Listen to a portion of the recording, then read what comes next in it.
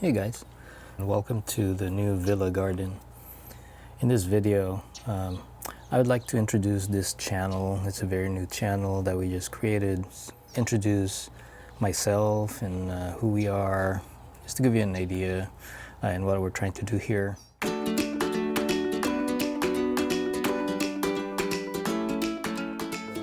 We are actually a transplant ourselves from Washington. So we came from the northeast side of, well, it's a different city from Seattle, but it's on the northeastern side. As you know, Pacific Northwest, it's very rainy there, cloudy, very humid. During this time of the year, though, it's summer. This is the best time to be in Seattle, Washington. Actually, the climate there is very nice during the summer. But we are transplanted here to Arizona. We have had this property for 3 years now, but we haven't really worked on this garden as much, because we have just fully moved here just recently.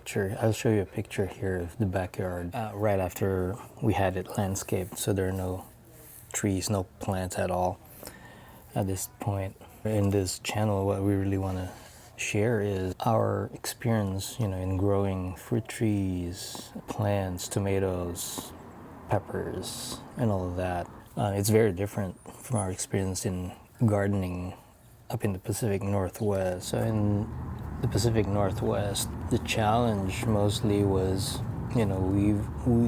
we had very cold winters there. We would have freezing temperatures, not always, but there would be a stretch of a few days of freezing.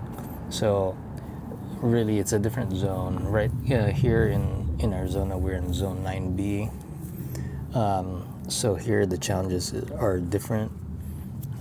Mainly really is the summer, especially the afternoon sun, which is the most challenging. I'll give you a tour of the garden as well, the backyard, and you'll see we have quite a few shades up because it's summer right now. It's consistently around 100, if not more. Actually, it's more than 100 consistently now. But this past few days, we were in the high 90s, so it's a good break from the really scorching heat. All right. Well, before we go get in the sun there, we need to have our trusty protection from the sun. And like I said, this is one of the things that we didn't really had to do when we were in Washington. So we gotta have our hat. We need to have our UV protected shirt. Then we're good. So here, let me give you a quick tour. I'm not going to show you the whole backyard, but just to give you an idea of what we have here. So here we have a Desert King. We have a moringa tree back there, if you can see that. It's grown pretty tall.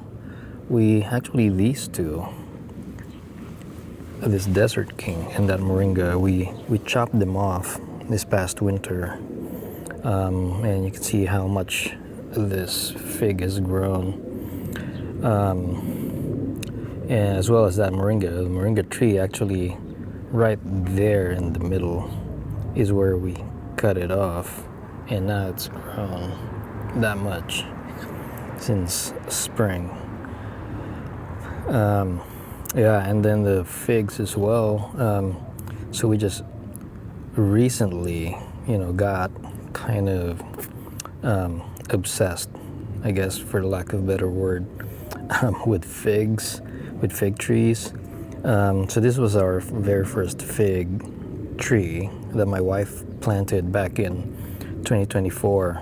And when she planted it, it was just like, it was barely a stick, just like that, 2024. And then last winter, we pruned it like just across like that, and as you can see, yeah, it's grown a lot.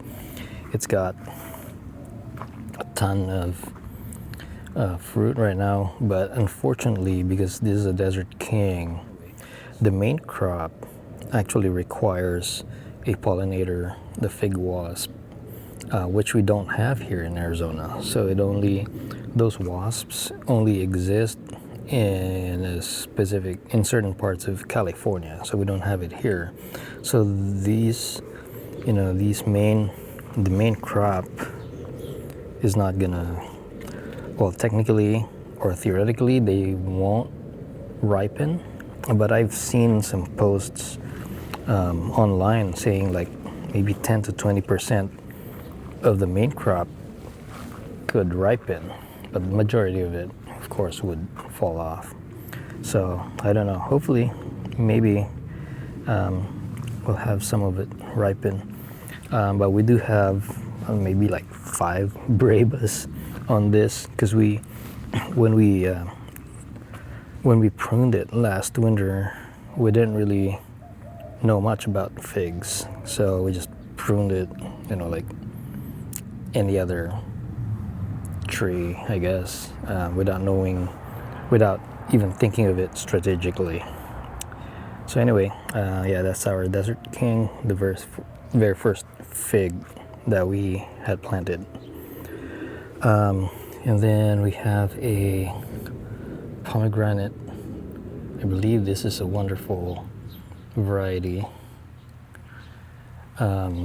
It's been on the ground for about the same time as this fig tree. It's got I think 5 fruits set right now, so it's a fairly young tree. But it looks pretty healthy. I think it's doing just fine. My wife's got other plants planted on here. I'm not sure exactly what a lot of these are, but some of these, the big ones, are corn that she had planted. She had planted just, I think, late May or mid-May. Sorry. Yeah. So one of the main goal that we wanted here is to have a nice microclimate in our backyard, where we can plant some nice, flowering plants. And so once these trees grow bigger, we'll have that. As you can see, we already have some microclimate. Like at the corner here, the cinder block wall actually kind of radiates a lot of heat. But as you can see here, there's a lot of shade provided by the bush, the lemongrass. These plants, these roses, were transplanted actually from Washington. So that's a Coco Loco. This is, I think this is a jasmine. So these are all not all of these are my plants. Actually, majority of this is my wife's plants. So you got some, I think, cantaloupe here in this corner, in this microclimate here. You got one tomato under there. Yeah, we just transplanted this mulberry from a pot. It used to be, we used to have it in the pot over in that side of the backyard. This one here is a navel orange, which looks like it had stunted growth, so I'm not sure. We might dig this up in the winter and to see what's going on. Maybe check out its roots. There's another rose.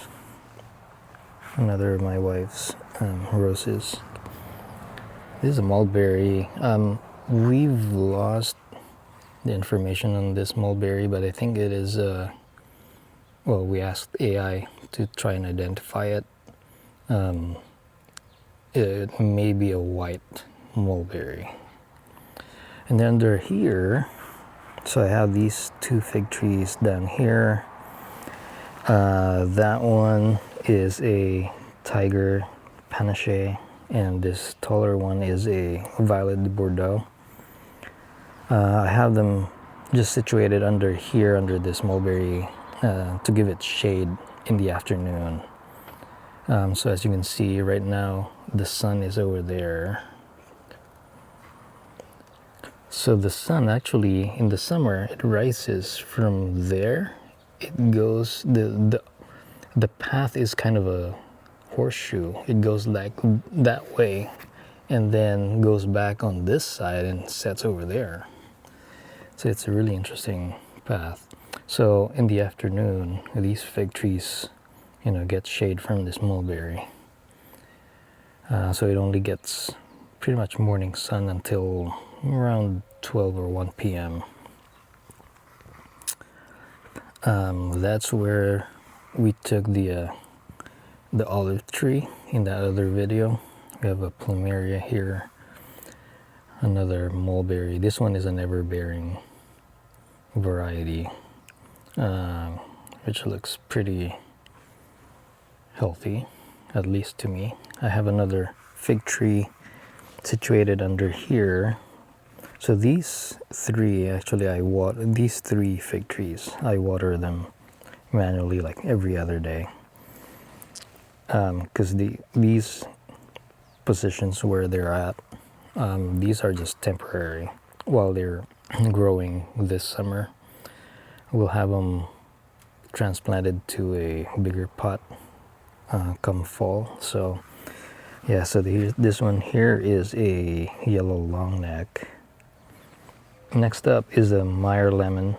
So this tree has been in the ground for 2 years now. It's this one here. So that's a sunflower. It just grew out of nowhere.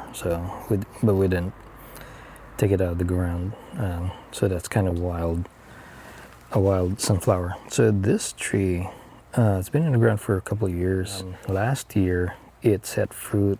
I think it had like maybe almost 20, or no, maybe around 15 fruit. And we were so excited, so we just let it completely ripen that fruit. And what happened, I guess, is because of that, all its energy went to that fruit ripening. So it stunted the growth of the tree. So after 2 years, the tree is still, barely 2 feet tall. So that was our bad. So this year, I tried to set fruit again. I took majority of it out. So I only left 3. So hopefully that redirects most of its energy to growing this time. I guess because it's summer and it's very, very hot. So a lot of the plants, the trees are kind of almost like dormant. It's just really because of the heat. So a lot of the trees would stop growing in this super high heat. So hopefully once the peak of summer is past, that this tree will start growing like crazy, and then we'll have more fruit from it next year. I have a kumquat here in this pot. Over here we have a calamansi. So my wife and I, we're from the Philippines, and this is a calamandin tree. In the Philippines we call it calamansi. So it has some fruit set. It did flower a whole bunch like right before June, but then all of it all of it just fell off, I guess, because it started getting really hot. So hopefully it'll set more fruit once the temperatures go back down to, you know, in the 70s, 80s. And then on this side we have a whole bunch of different different plants, peppers, tomatoes. You know, I got aloe vera. Oh, this aloe vera came from Washington as well, and it was a tiny little aloe vera from our son-in-law Mason. Now you can see how much it's grown.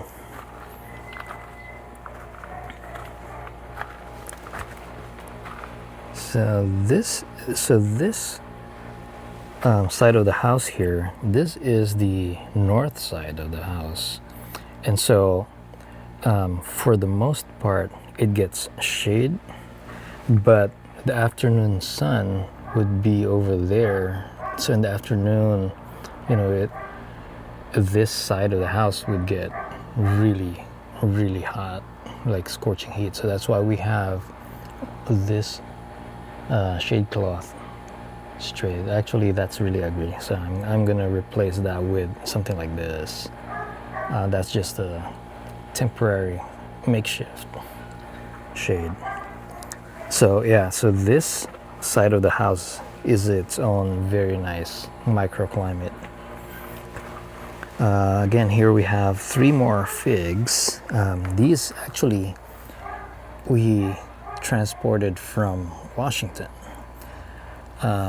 So this one is an LSU purple.